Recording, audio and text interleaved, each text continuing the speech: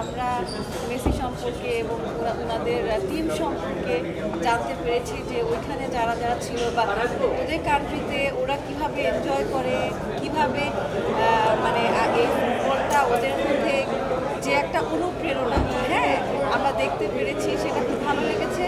আমরা আশা করবো যে সবাই এই মুভিটা দেখবে, মানে ডকুমেন্টারি ফিল্মটা দেখবে, তাহলে আর্জেন্টিনা সম্পর্কে জানতে পারবে খুব বেশি ভালো করে।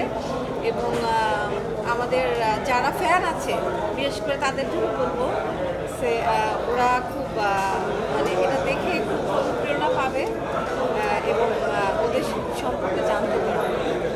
আমি যেটা বলছিলাম যে I felt like I'm reliving the World Cup, because আপনি যেটা বলেন এক্স্যাক্টলি ওটা। আমরা কিন্তু জানি গোলটা হয়েছে, but still we were excited. First matchটা they lost against Saudi Arabia. We know the score, but we were still so upset watching it on the screen that oh my god they lost.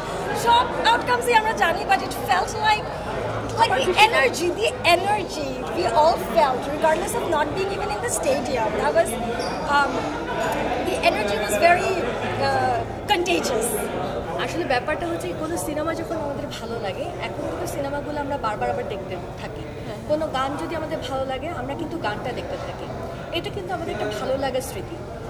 Messi world cup জিতবে, Argentina world cup জিতবে, এটা নিয়ে কিন্তু অনেকে অনেক ধরনের চাওয়া পাওয়া অনেক বছর ধরে, এবং সেটা যখন আমরা রিপিট আমরা দেখলাম, মানে ওই এক্সপিরিয়েন্স 2022 সালের এক্সপিরিয়েন্সটা নতুন করে এক্সপিরিয়েন্স করার একটা সুযোগ।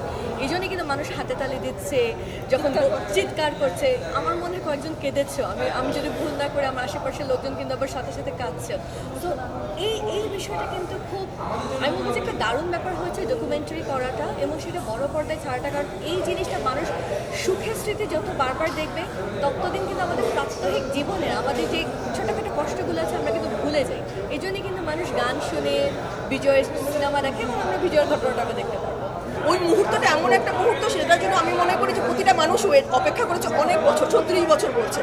আমরা তো প্রথম ওয়ার্ল্ড কাপ জেতাটা মনে নেই, কারণ তখন অনেক ছোট ছিলাম।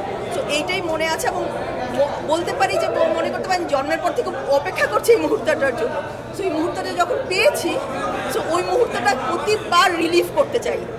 আজকে মুভিতে আবার মনে হলো ফিরে গেলাম, যতবার দেখবো এখনও ওই দ্য বয় ফ্রম রোজারিও সেই ভাষণটা যখন শুনি ওই মুহূর্তে ফেরত যাই এবং ওই আনন্দটা ফিরে পাই। পুরো আমাদের ফিলিংটা আবার ওয়ার্ল্ড কাপের ফিলিংটা নিয়ে এসেছে ভিতরে। আমার দেখেন এখনো মানে কাঁপতেছি মানে মুভিটা দেখে। এটা খুবই সুন্দর ওয়েল মেড একটা মুভি। আমি সাজেস্ট করি যে যত আর্জেন্টাইন ফ্যান আছে সবার এটা দেখা উচিত, একদম মাস্ট। এটা কোপা আমেরিকা আসছে, এটাতে we should be one of the favourites.